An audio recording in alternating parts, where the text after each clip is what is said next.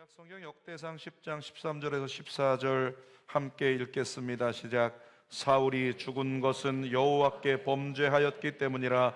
그가 여호와의 말씀을 지키지 아니하고 또 신접한 자에게 가르치기를 청하고 여호와께 묻지 아니하였으므로 여호와께서 그를 죽이시고 그 나라를 이새의 아들 다윗에게 넘겨주셨더라. 아멘.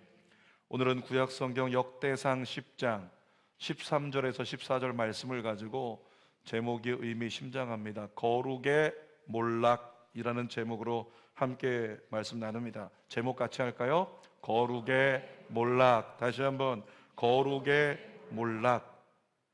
여러분, 인류는 대단히 빠른 속도로 발전하고 있습니다. 이제껏 발전해온 속도도 굉장히 빠른데 앞으로 인공지능에 기대어서 앞으로 급변하는 세대는 정말 더 빨리 발전할 것이다. 우리가 상상할 수 없는 데까지 발전을 거듭할 거다. 그렇게 이야기를 합니다. 최근에 인공지능 중에서 대화형 인공지능 서비스가 나왔는데 한 번쯤 다 들어보셨겠죠? 챗 GPT라고 하는 것. 더 많은 정보를 이제는 손쉽게 얻는다는 거죠. 이전에는 우리가 검색해서 정리하고 만들어야 되는데 이제는 컴퓨터에게 챗GPT를 통해서 명령만 하면 모든 정보를 다 정리해서 내 앞으로 가져다 준다는 거죠. 이제는 웬만한 PPT 그리고 웬만한 짧은 영상이나 레포트나 소논문 정도도 챗GPT의 도움으로 쉽게 만들 수 있다고 하는 겁니다. 그래서 지금 대학생들은 챗GPT에 열광하고 있고 그것을 통해서 레포트를 만들고 논문을 쓰려고 준비하고 있다는 거죠. 그래서 대학교에서는 또 그것을 차단하기 위해서 소프트웨어를 개발하는데 AI가 정리한 것을 구별하고 분별해내는, 찾아내는 소프트웨어까지 개발하고 있다는 거죠. 여러분, 인류학자들은 그런 얘기를 합니다. 챗 GPT의 등장으로 앞으로 2030년 정도가 되면 인류가 두 부류로 나누게 될 것이다. 챗 GPT를 활용할 줄 아는 사람들과 활용하지 않는 사람들로 두 부류로 이렇게 나누게 될 것이다. 그들의 신분의 격차가 생길 것이다. 경제적인 격차가 생길 것이다. 그렇게 이야기를 하고 있다는 거예요.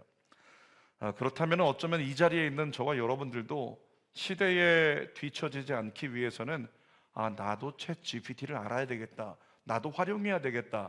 이런 생각을 하지 않을 수 없다는 거죠.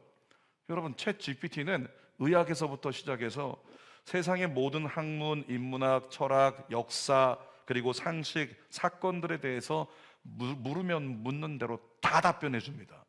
어떤 것도 거침없이 다 쏟아내고 있다는 거죠. 자, 우리가 성경을 읽다가 잘 모르겠는 지명이 나온다, 사람이 나온다. 챗 GPT에게 이 지명에 대해서 알려달라, 사람에 대해서 알려달라. 너무 자세하게 목사님에게 물어보는 것보다 챗 GPT가 너무 자세하게 다 알려준다는 거예요. 실로암이라고 하는 지명이 있죠. 여러분, 제가 예배 전에 이 설교를 나누기 위해서 실로암을 한번 검색을 해봤어요. 실로암에 대해서 알려줘. 그랬더니 뭐라고 나왔을까요? 실로암은 저 관악구에 있는 것인데, 그러면서 나오더라고요. 부천에 있는 것인데, 그러면서 나오더라고요. 실로암이라는 데가 부천에 있대요. 처음 알았어요. 다시 검색합니다. 성경에 나오는 실로암에 대해서 지리적 특성과 영적인 특성과 말씀을 가져와서 다 정리해서 알려줘. 그랬더니 A4 한 장 정도에 해당하는 분량의 설명이 순식간에 어디에 있고 어디서부터 몇 메다 떨어져 있고 다 나오더라는 거예요. 제가 실험을 해봤어요. 성경 말씀을 가지고 이 말씀을 잘 모르겠는데 이 말씀이 주는 영적인 의미가 무엇인지 알려주고 우리의 삶에 어떻게 적용하면 될지 알려줘 라고 얘기했더니 챗 GPT 목사께서 너무나 디테일하고 너무나 고개를 끄덕일 수밖에 없는 영적인 의미와 그리고 삶에 적용할 만한 어떤 디테일한 그 이야기들에 대해서 다 가르쳐 주더라는 거죠. 여러분, 이제는 성경을 읽다가 잘 모르겠는 것이 있으면, 과거에는 어떻게 했어요? 깨달아지지 않는 것이 있으면 우리 기도합니다. 주님, 깨닫게 하시는 영 성령 하나님, 이 말씀이 깨달아지게 해주세요. 다시 읽어요. 이 말씀이 깨달아지게 해주세요. 다시 읽어요. 또 읽고 또 읽고 또 읽고. 이 과정을 뭐라고 합니까? 묵상이라고 하는 거죠. 그 묵상이라는 과정을 통해서 어느 순간에 갑자기 성령께서 감동해 주시면 그 말씀이 살아있는 말씀으로 내 가슴에 와서 부딪히면서 내 삶을 변화시키는, 그것이 신앙생활의 패턴이었는데, 이제는 잘 모르겠는 게 있으면, 깨달아지지 않는 게 있으면 챗GPT에게 물어보는 거죠.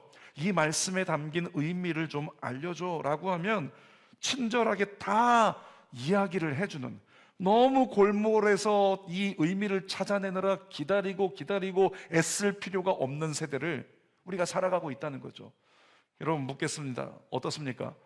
좋을 것 같습니까? 괜찮을 것 같은가요? 빨리 예배 끝나면 바로 해봐야지, 이런 분 계십니까? 사랑하는 여러분, 저는 걱정스럽습니다. 걱정스러운 거예요.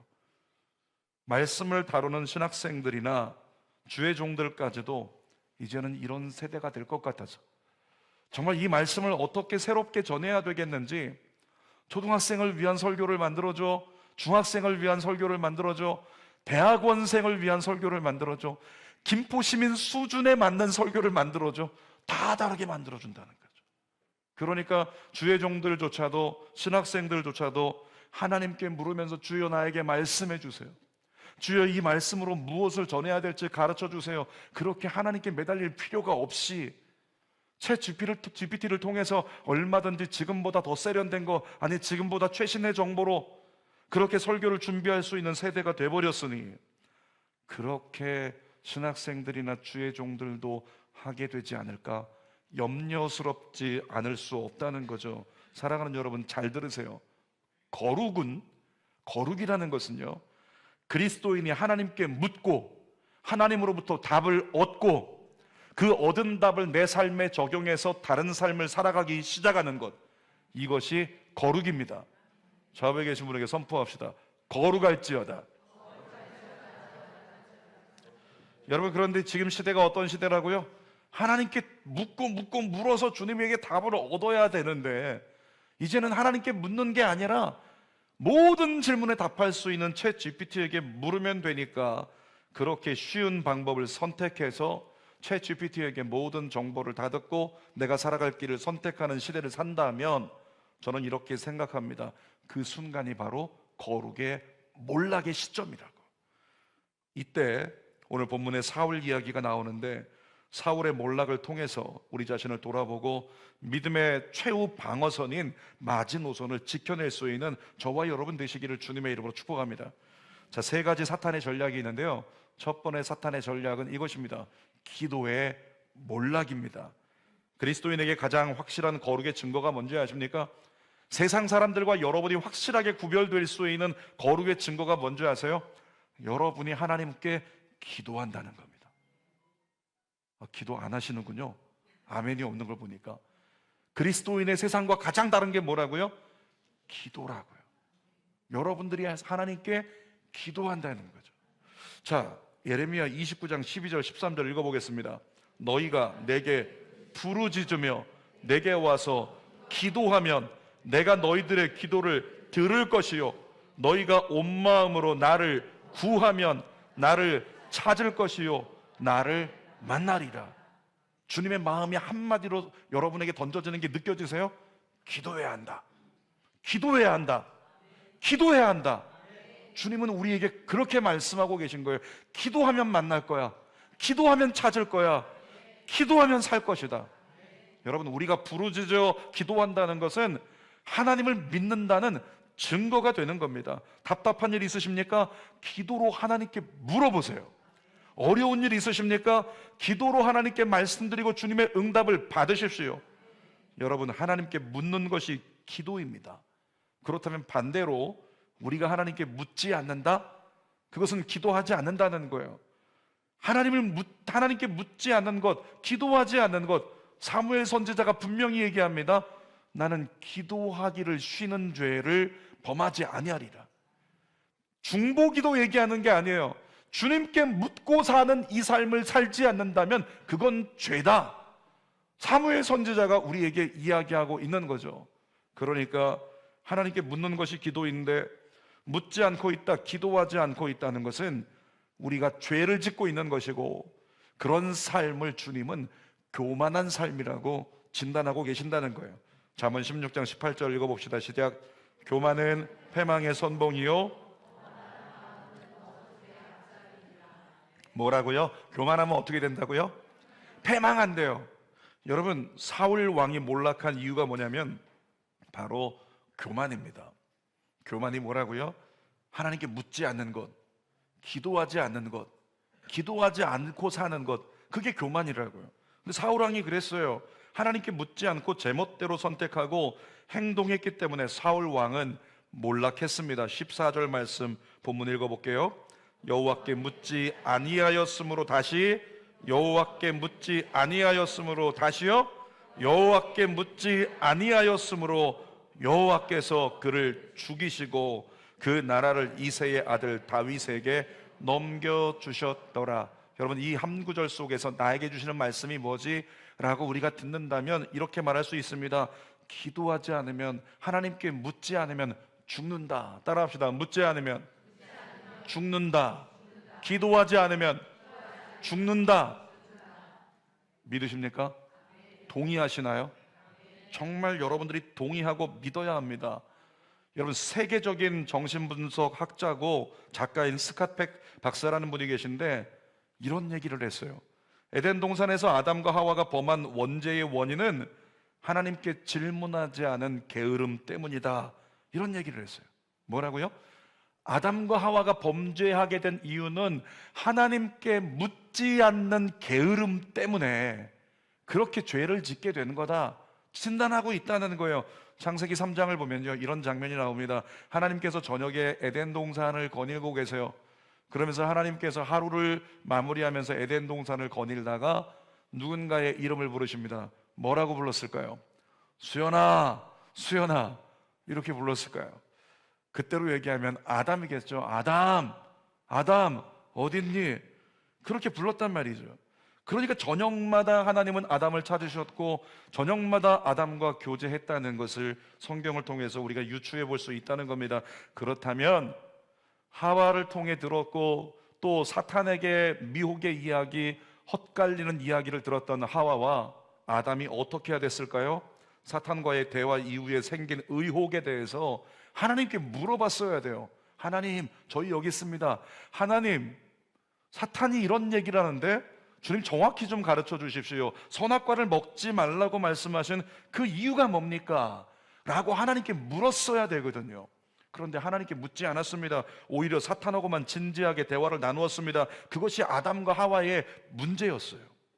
여러분, 생소한 분들이 많겠지만 챗 GPT로 인해서요, 앞으로 인간의 대화 체계가 바뀔 거예요. 대화의 대상 자체가 바뀌는 세대가 올 것입니다. 그러니까 이제 마귀의 유혹은 뻔할 수 있습니다. 자연스럽게 모든 사람이 하나님보다 인공지능을 더 의지하게 만드는 세대가 오고야 말 것이라고요. 대표 기도하는 분들 늘 고민을 하시더라고요. 지금 이번 주에 대표 기도했는데 다다음 달에 또 기도 돌아오면 무슨 기도하지? 늘 똑같은 기도가 얼마나 많이 달라지겠어요?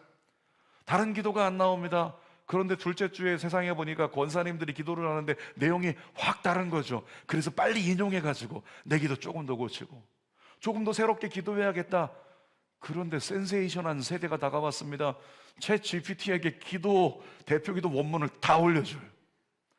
너무 이걸 가르치는 것 같아서 좀 그렇지만 대표 기도 내가 오늘 했던 내용을 다 올려주고 그 기도 내용을 현 시대에 맞게 좀 세련되게 요즘 언어로 바꿔서 수정해줘.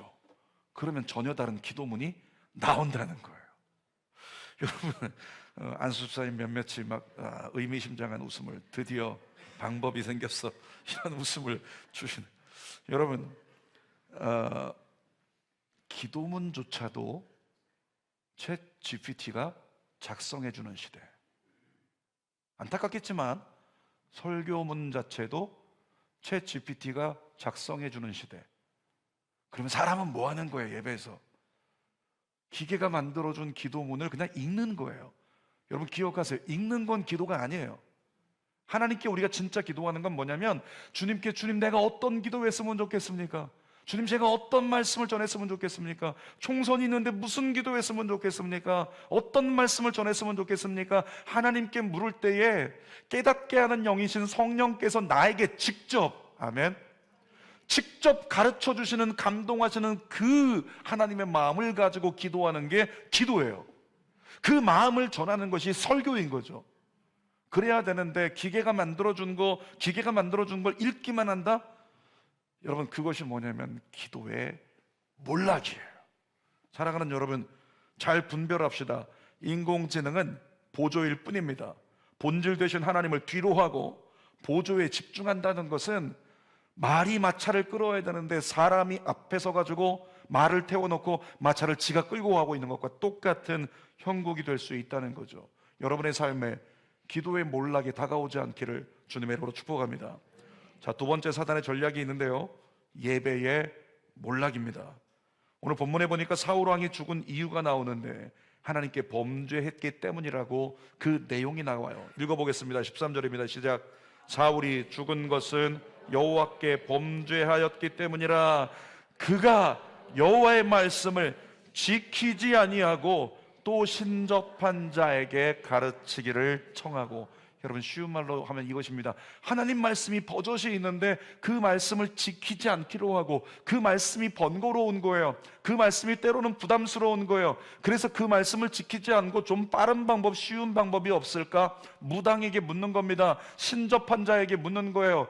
간단한 세상 방법을 가지고 택하여 오늘을 모면하겠다라고 하는 시도, 이것이 사울의 시도였다라고 하는 거죠. 간혹 신문을 보다가 그런 분 계시지 않습니까? 그냥 내가 신문이 있어서 휴게실에 있다가 신문 하나 읽은 건데 거기에 뭐가 나오냐면 오늘의 운세가 나와요. 안 보려고 했지만 눈에 띄자마자 호기심이 발동을 합니다. 거기 띠별로 운세가 나오는데 오늘 4월 달에 개띠는 어떤 해가 될 것인가? 그리고 개띠 것을 봐요. 그랬더니 이렇게 써 있습니다. 개띠는 4월에 물을 조심하라. 이렇게 써 있어요. 아, 이렇게 써 있구나. 그냥 접어놓고 지나가는 걸로 생각하고 지나갔습니다. 그런데 그것을 본 사람들 중에, 그리스도인들 중에요, 10명에 7명 이상이 어떤 반응이 나타나기 시작할까요? 왠지 모르게 물을 보면 걱정하기 시작해요. 그게 떠올라요. 개띠는 물을 조심하라. 개띠는 물을 조심하라. 그렇게 생각을 하게 된다는 거죠. 그 이유가 뭘까요? 왜 그렇게 신경이 쓰이는 겁니까? 하나님은 믿는 백성인데도 무당, 점치는 것, 그것이 왜 자꾸 신경이 쓰이냐는 거죠. 우리 안에 있는 무엇 때문에? 두려움 때문에. 우리 안에 두려움이 있다는 겁니다. 두려움이 혹시라도 진짜 물가 갔다가 문제가 생길까봐 라고 하는 염려가 있기 때문이라는 거죠. 여러분, 두려움이 가져오는 한국교회 폐해가 대단히 큽니다. 코로나 시즌에 한국교회는 대단히 큰 실수 하나를 돌아보니 저질렀어요.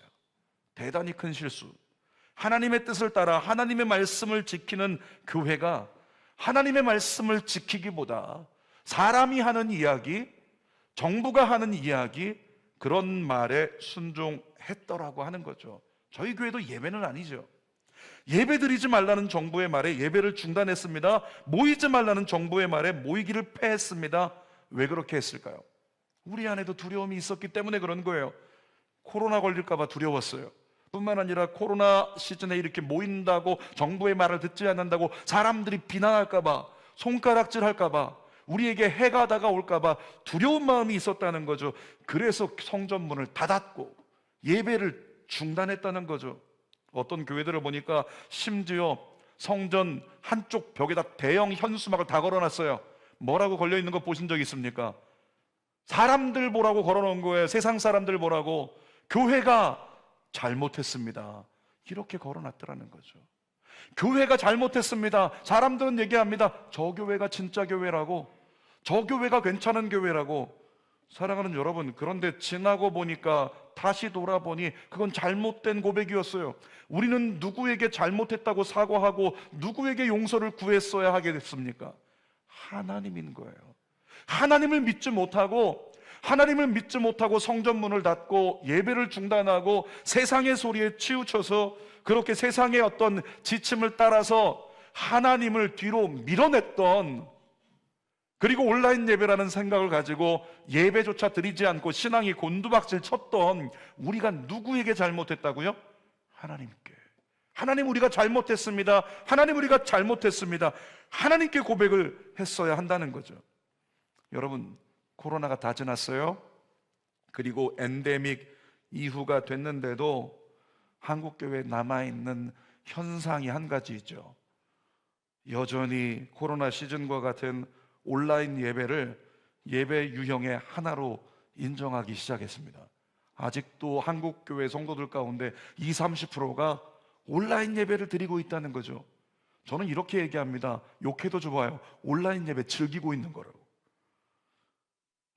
여러분, 이러한 모습이 하나님의 말씀을 지키지 않고 신접한 자의 가르침을 따른 사울왕과 다를 게 없다는 거죠. 성경은 얘기합니다. 교회들을 향해서 모이기에 힘쓰라고요. 따라할까요? 모이기에 힘쓰라. 중요한 게요, 원어적인 의미가 뭔지 아세요? 원어적인 의미는요, 네가 지금 있는 곳을 떠나서, 이런 의미가 있다는 거예요. 지금 네가 있는 곳을 떠나서 하나님이 지정하신 곳에서 모이기에 힘써라, 이렇게 말씀하셨다는 거죠. 여러분, 아브라함에게 주님 명령하셨어요. 사명을 주실 때 내 고향 본토 친척 아비 집을 떠나라. 네가 기대어 살 수 있는 곳, 네가 편안하게 있을 수 있는 곳, 너에게 모든 걸 공급해 줄 수 있는 그곳, 너에게 안전을 줄 수 있는 그곳을 떠나라고 말씀하셨어요. 이스라엘 백성들 애굽에 살아갈 때 나름대로 고기도 먹고 잘 살았다고 성경이 기록합니다. 그런데 이스라엘이 출애굽하는 것도 모이기에 힘쓰라는 주의 말씀의 맥락과 비슷한 거예요. 어떻게? 주님만 바라볼 수 있도록, 주님만 의지할 수 있도록, 더 이상 내가 기댈 필요가 없는 곳, 더 이상 나에게 안전을 줄 수 있는 곳, 더 이상 나에게 풍요를 줄 수 있는 곳, 그곳이 아니라 빠져나와서 주님만 집중할 수 있고, 주님만 바라볼 수 있고, 주님만 의지할 수 있는 곳, 거기에 모이기에 힘쓰라. 사랑하는 여러분, 분별할 수 있기를 주님의 이름으로 부탁드립니다. 그런데 이제 엔데믹 이후 우리는 어떻습니까? 어떻게 예배하고 있습니까? 툭 하면 온라인 예배를 드려요. 컨디션 안 좋으면 온라인 예배 드립니다. 싸워서 기분 나쁘면 온라인 예배 드립니다. 감기 기운 있으면 온라인 예배 드립니다. 놀러 갔다 와서 피곤하면 온라인 예배 드립니다. 하나님만 바라보고 하나님만 의지할 수 있도록 모이기에 힘쓰라는 말씀을 지키는 데는 안중에 없어요. 그냥 오늘 내게 있어서 내 만족에 합당한 신접한 자의 소리와 같은 세상의 소리에만 귀를 기울여서 타협하고 있는 이 세대 우리의 모습이 있다라고 하는 거죠. 잘 들으시기 바랍니다. 온라인 예배는요, 오늘 이후에 여러분에게서 구별되기를 원해요. 온라인 예배는 불가항력적인 사람이 드리는 예배입니다. 여러분, 코로나 이전에도 온라인 예배가 한반도에 가득했어요. 누가 온라인 예배 드렸을까요? 북한에 있는 지하교회 성도들이요. 극동방송 틀어놓고 그들이 산속에 모여서, 동굴 속에 모여서 방송 틀어놓고 예배를 드렸다고요. 집에 이불 덮어놓고 숨어가지고 예배를 드렸다는 거예요. 뭐라고요? 교회 갈 수 없으니, 교회를 세울 수 없으니 온라인을 통해 하나님을 경배하리라. 여러분, 온라인 예배는 그런 자들을 위해서 준비된 비상구일 뿐이라는 사실을 오늘 이후에 여러분의 삶 가운데서, 신앙에서 구분되시기를 축복합니다. 여러분이 온라인 예배 드리던 경험을 생각해 보세요. 어떤 분이 그런 얘기 하더라고요. 온라인 예배 드릴 때 어땠습니까? 코로나 시즌에 우리가 모였을 때 나누게 됐죠. 그랬더니 어떤 분이 얘기합니다. 정말 부끄러웠습니다. 온라인 예배 드리는데 자기도 모르게 자기를 쳐다보는데, 앞에 있는 TV에 비친 자기의 모습을 쳐다보는데 파자마를 입고 있다는 거예요. 파자마 입고 예배를 드려요. 반바지 입고 예배를 드려요. 언젠간 일어나서 세수도 안 하고 예배 드려요. 뿐만 아니라 누군가는 얘기합니다. 빨래를 개면서 예배를 드립니다. 아이들은 더블 화면 틀어놓고 한쪽에는 예배 띄워놓고 한쪽에 게임하면서 예배를 드립니다. 사랑하는 여러분, 어떻게 그런 예배가 영과 진리로 하나님께 드리는 예배라고 할 수 있겠습니까? 그렇게 고백할 수 없습니다. 그건 사단의 전략으로 무너져버린 예배의 몰락이었어요. 여러분이 예배의 몰락을 경험하는 내일을 살지 않기를 축복합니다. 하나님의 말씀대로 예배드리지 않고 세상의 소리를 따라 예배드리겠다는 선택이 예배의 몰락이라고요. 사랑하는 여러분, 편하게 있을 수 있는 환경으로부터 나오십시오. 주님 보좌 앞으로 가까이 나아가십시오. 그리고 하나님께 묻고 또 물으며 주님의 뜻을 깨닫기 위해 몸부림치세요. 그때 확실한 하나님의 응답을 얻고 열매 맺는 신앙생활이 저와 여러분들에게 가능해질 줄 믿습니다. 세 번째 사탄의 전략은 이것입니다. 거룩의 몰락입니다. 같이 읽어볼까요? 거룩의 몰락이라고요. 사울이 왕위에 오른 지 2년째 됐을 때 블레셋 군대가 이스라엘을 침공했습니다. 사울왕은 빨리 제사를 드리고 전쟁에 임해야겠다 생각을 했는데 사무엘 선지자가 없는 거예요. 하나님의 법은 절대적으로 제사장이 제사를 집례하도록 그렇게 기록을 해 놓으셨기 때문에 사무엘이 와야 예배를 드릴 수 있는 겁니다. 하루가 지나도 안 옵니다. 3일이 지나도 안 옵니다. 그러다가 일주일이 지났는데도 사무엘이 오지 않자 마음이 급해진 나머지 부득이하게 사울 왕이 내가 사무엘 대신해서 오늘 이 제사를 집례해야겠다, 하나님도 이해해 주실 것이다, 이렇게 생각을 했다는 거죠. 자, 사무엘상 13장 11절에서 14절까지 천천히 연이어 읽겠습니다. 시작. 사무엘이 이르되 왕이 행하신 것이 무엇이냐 하니 사울이 이르되 백성은 내게서 흩어지고 당신은 정한 날 안에 오지 아니하고 블레셋 사람은 믹마스에 모였음을 내가 보았으므로 이에 내가 이르기를 블레셋 사람들이 나를 치러 길갈로 내려오겠거늘 내가 여호와께 은혜를 간구하지 못하였다 하고 부득이하여, 다시 한번요, 뭐라고요? 부득이하여, 다시 한번 부득이하여 번제를 드렸나이다 하니라. 사무엘이 사울에게 이르되 왕이 망령되이 행하였도다. 왕의 하나님 여호와께서 왕에게 내리신 명령 지키지 아니하였도다. 그리하였더라면 여호와께서 이스라엘 위에 왕의 나라를 영원히 세우셨을 것이거늘 지금은 왕의 나라가 길지 못할 것이라. 여호와께서 왕에게 명령하신 바를 왕이 지키지 아니하였으므로 여호와께서 그의 마음에 맞는 사람을 구하여 여호와께서 그를 백성의 지도자로 삼으셨느니라. 여러분, 사울 왕의 문제가 뭐라고 말씀하십니까? 기다리지 못하고 부득이하게 자기 생각으로 판단하고 결정해서 하나님 말씀을 지키지 않는 것이 되지만 그것이 유익할 수 있다는 판단하에 행동했다는 거예요. 그 행동이 하나님의 영광을 가렸습니다. 그 행동이 하나님으로 하여금 사울 왕을 버리게 만들었다는 거죠. 기다리지 못함이 거룩을 깨뜨리는 거룩의 몰락을 가져왔다는 거예요. 사랑하는 여러분, 믿으셨으면 좋겠어요. 믿음의 사람은 하나님께 구한 것은 때가 되면 반드시 응답해 주십니다. 응답이 더디다고 타협하지 마세요. 하나님의 응답이 없으니까, 사인이 없으니까 내가 부득이하게 급하니 빨리 내가 선택해서 내가 결정해야겠다, 부득이하게 여러분의 삶에서 지워버리세요. 하나님의 영광을 가릴 수 있다는 겁니다. 그리스도인은 하나님의 뜻을 묵상하고 또 묵상하고 하나님의 음성을 듣고 하나님 뜻 깨닫기를 기다려야 할 줄 믿습니다. 여러분, 전 이렇게 말씀드리고 싶습니다. 기다림이 거룩이라고요. 따라할까요? 기다림이 거룩이다. 세상 사람들은 안 기다려요. 내가 보기에 좋은 것, 내가 보기에 유익한 것, 그거 선택하지만 예수 믿는 사람은 뭐라고요? 지금 흉년이 다가와도, 비바람이 몰아쳐도, 지금 당장에 내 목에 칼이 들어와도 기다림을 통해 주님의 인도하심을 받는 사람, 그리스도인이 되어야 될 줄 믿습니다. 그 기다림이 거룩이라고요. 여러분, 기다림의 과정은 힘들지만 기다림을 통해서 우리는 영적인 깊은 맛을 느끼게 될 줄 믿습니다. 기다림이 거룩이라고 말한 것처럼 기다림은 우리의 신앙을 성숙하고 깊어지게 만든다는 사실을 우리 마음 가운데 새겼으면 좋겠어요. 우리가 부르는 찬양 가사에도 그대로 나오잖아요. 우리 찬송 한번 불러볼까요? 주님의 시간에, 주님의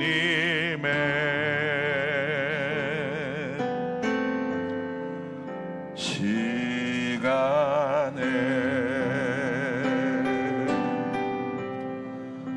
그의 뜻이 이루어지리 기다려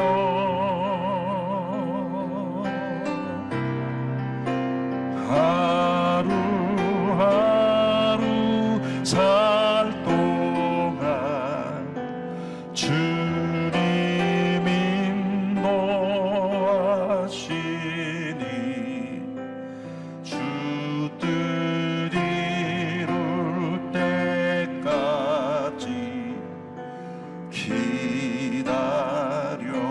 손 가슴에 대고 기다려 그때를 2절 기다려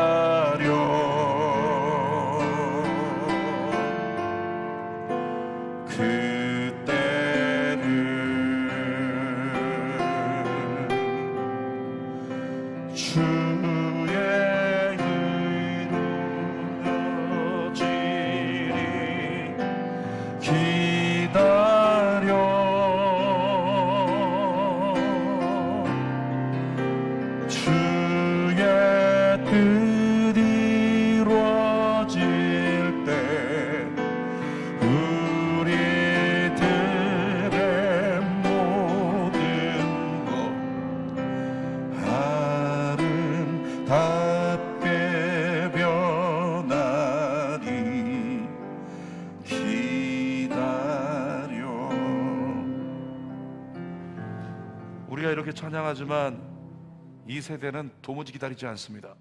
경솔하게 선택하고 섣부른 결정을 내립니다. 어떤 문제에 대하여 기도할 시간을 충분히 갖지 못하는 세대가 되었다라고 하는 거죠. 그러니까 바른 응답을 얻지 못하고 자기 생각에 치우쳐 잘못된 선택으로 화를 자초하는 것, 이것이 바로 거룩의 몰락이라고 하는 거예요. 여러분, 주는교회 성전 들어올 때 로비에 수납장이 하나 있는데 거기에 글귀가 쓰여 있어요. 뭐라고 쓰여 있는지 아십니까? 뭐라고 쓰여 있죠? 생각은 짧게, 기도는 길게. 그렇게 써놓은 이유가 뭘까요? 여러분, 생각은 사탄이 개입하는 영역이에요. 잊지 마십시오. 내 생각은 사탄이 개입하는 영역이라고.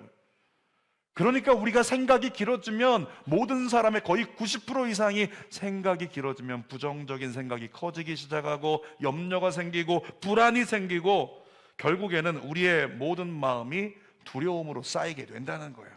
반면에 기도가 길어지면 어떻게 될까요? 기도라고 하는 것은 사탄이 개입할 수 없는 영역입니다.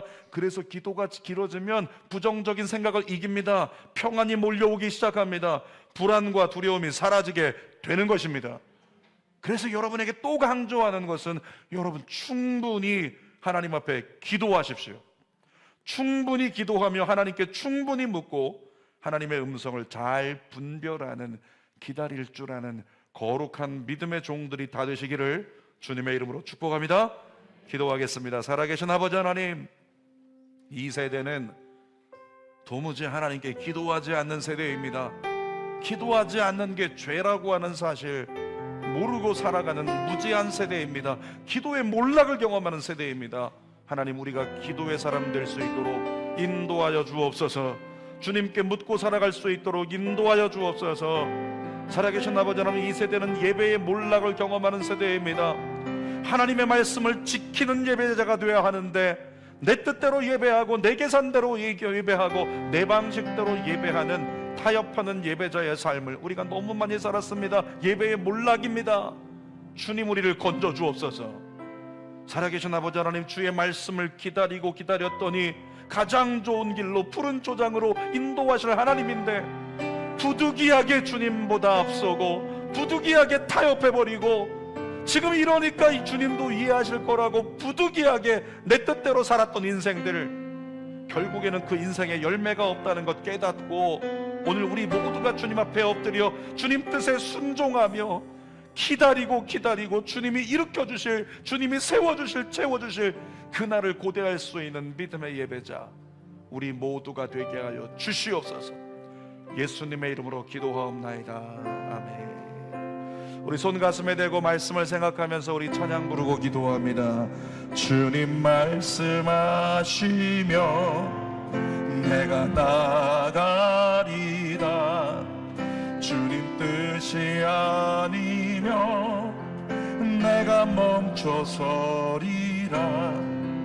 나의 가고 서는 것 주님 뜻에 있으니, 주님 보좌 앞에 모인 자의 마음으로, 주님 보좌 앞에 엎드린 자의 마음으로 한 번 더 고백합시다. 주님 앞에, 주님 말씀하시며 내가 나가리라. 주님 뜻이 아니며 내가 멈춰서리라. 나의 가고서는 것 주님 뜻에 있으니 오 주님 나를 이끄소서. 한 손 주님께 들고 뜻하신 그곳에 나 있기 원합니다. 이끄시는 대로 순종하며 살리리. 연약한 내 영혼 통하여 일하소서. 주님 나라와 그 뜻을 위하여 한 번 더 뜻하신 그곳에 뜻하신 그곳에 나 있기 원합니다. 이끄시는 대로 순종하며 살리리. 연약한 내 영혼 통하여 일하소서. 주님 나라와 그 뜻을 위하여 오 주님 나를 이끄소서.